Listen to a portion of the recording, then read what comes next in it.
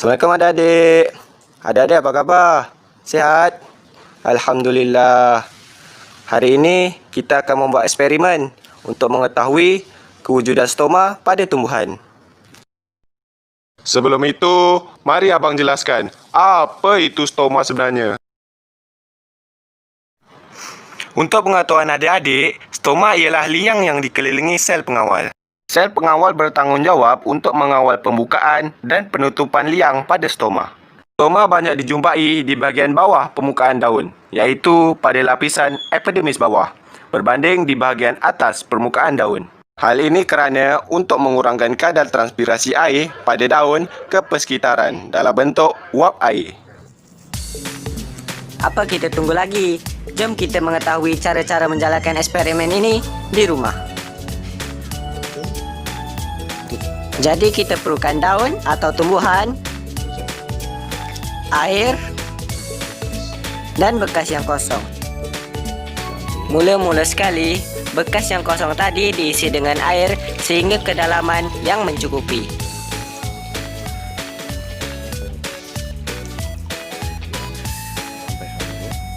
Petik beberapa daun sebagai bahan uji kaji untuk mengetahui kehadiran stoma pada daun tersebut. Sebagai langkah berjaga-jaga, pilih daun yang tidak mempunyai permukaan yang berlilin. Masukkan dan rendamkan daun-daun itu tadi ke dalam bekas yang telah diisi air itu tadi. Pastikan daun-daun tersebut tenggelam sepenuhnya.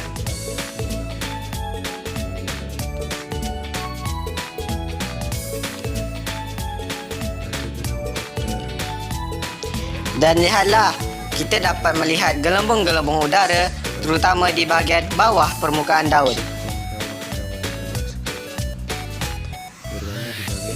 Hal ini berbeza jika kita perhatikan di bahagian atas permukaan daun.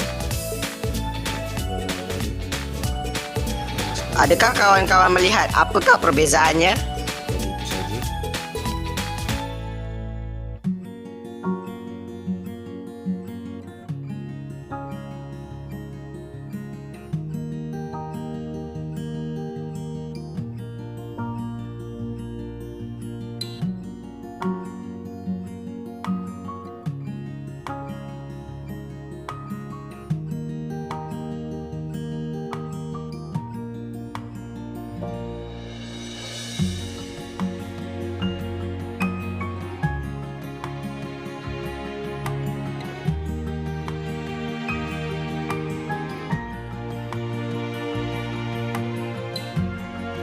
Jadi, melalui eksperimen ini, terbukti bahawa kewujudan stoma pada daun itu adalah sebagai kawasan pertukaran gas yang terlibat ketika proses fotosintesis, proses respirasi, dan proses transpirasi.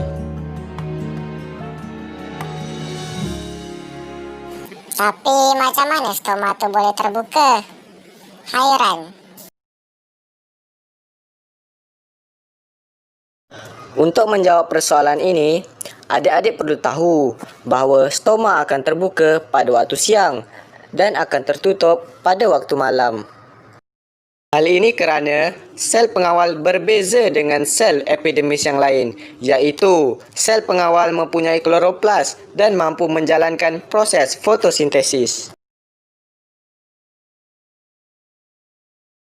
Pada siang hari, sel pengawal menerima cahaya matahari dan menjalankan proses fotosintesis untuk menghasilkan glukosa. Glukosa akan membekalkan tenaga dalam bentuk ATP untuk pengangkutan aktif ion kalium ke dalam sel pengawal.